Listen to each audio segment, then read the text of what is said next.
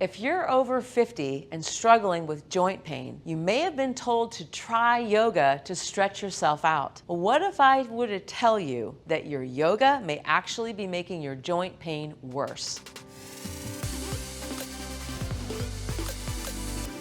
Welcome to the Joint Longevity Lab by Fitness Integrated Science. I'm Lauren Irk, and in this video, I'm going to talk with you about passive stretching and yoga and how we can actually make yoga more effective if we switch to an active way of doing it. Now, in this posture, which is called Sukhasana, this is considered to be the quintessential meditation position, and there's lots and lots of positions in yoga where you have to get down on the ground.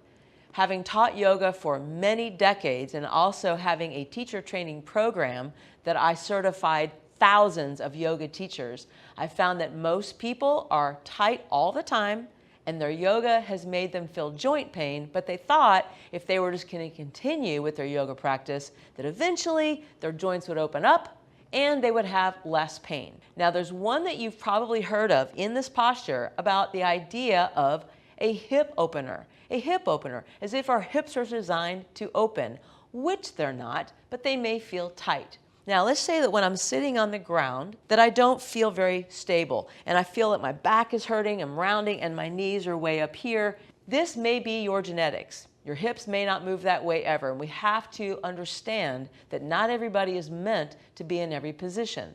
But what if my goal was to improve my range of motion, which seems to be the goal of yoga all the time?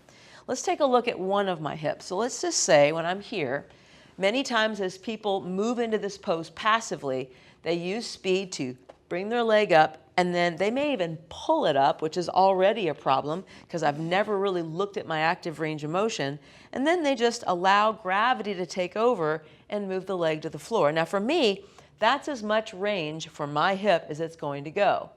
Now let's just say that I take this yoga strap and I use it to pull my body around, and my goal was to stretch my upper body down into this leg and then over time push this leg down. Some of the passive ways that someone could get into this posture would be to first allow gravity or even use my muscles to force the leg down. I could have another person put their hand here or maybe even way out here to try to help or adjust that leg to go down. Or I've even seen people place sandbags, weighted sandbags on their legs, thinking that over time their hip is going to open. But in reality, what's the problem here? Maybe I am out of contact surface from my joint. Maybe I don't have the muscular tension available, the strength available to move into this position. So let's take a look at an active way of doing this. This is the idea of an isometric. If I want this leg to externally rotate at the hip, I need to have something pushing up into it that's moving in the opposite direction. So let's take a yoga block. If I put that block under the leg, now I have something. I have a resistant scenario. When this leg pushes down, it feels feedback from the block that's pushing up, and this causes me to engage my outer hip. When these muscles improve their ability to contract, my hip joint immediately feels less pain, and that's super important to remember. When my body feels more stable, it will tend to give me more range. So now I'll have more of an ability to rotate through my torso and then to create another isometric here by flexing into this hip, extending into this knee, and then obviously protracting maybe from the shoulder as I start to move towards the foot. And if I would want to use a strap, I'm no longer using it from a passive standpoint. I'm trying to improve the health of this joint. One thing about integrated isometrics, if I improve the quality of muscle contractions at one joint, it will translate into multiple joints. And this is how I went from a passive pose to an active pose, and I've decreased my pain. Now let's take a look at one more that I call Parsva Konasana, the side angle pose. So if I'm coming up into this posture, knowing what we just saw on the floor from my hip, this pose requires me to step my feet apart about the length of one of my legs. So I'm in hip abduction, a lot of it. I'm going to take my forward hip, externally rotate it, then to mimic that I internally rotate from the back hip. I'm going to plant my feet into the floor, spread the toes, and lift the arches. Now right away, we have to say, have I violated my hip motion already? From here, as I push into that back foot, I'm flexing into my forward knee and hip. Now, passively, let's say that my knee was doing this because already the foot position, the distance between my feet and the amount of abduction at the hips, my hip can no longer externally rotate. My muscular system is maxed out. I'm seeing this.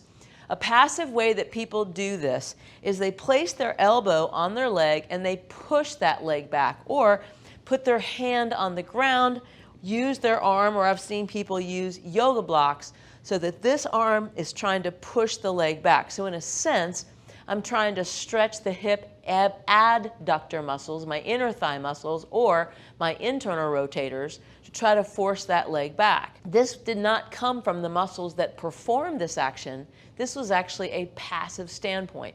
When this happens, I'm going to feel more joint pain, and what you're going to notice is that I can't go anywhere. I am locked up. I am literally maxed out. And so we tell this person, you're not good at yoga. How can I make this pose better? Little tip, if I take this block and put it on the other side, if my knee is continuously drawing in, I might need to address my foot stance. Maybe I need to stagger my feet, one in front, one in back. Maybe I need to turn my foot in a little bit. I've got to make sure that I'm not fighting my own anatomy. Then when I go into that knee and hip position, if I notice that I'm caving in at the knee, the best adjustment might be to have a resistance pushing me further into that I can push against. So now when I have my hand on the block, the leg can push comfortably back into my upper arm. I immediately feel feedback in those muscles that externally rotate the hip, which causes my joint pain to immediately drop. When my body senses that stability, I actually have more ability to move through my trunk and spine. I can adequately press into my back leg. I'm creating so many little isometric contractions through multiple joints. And then finally, reaching through the pose in Parsva Konasana, I feel so much better. This is such a realization to know that yoga doesn't have to hurt, isn't it?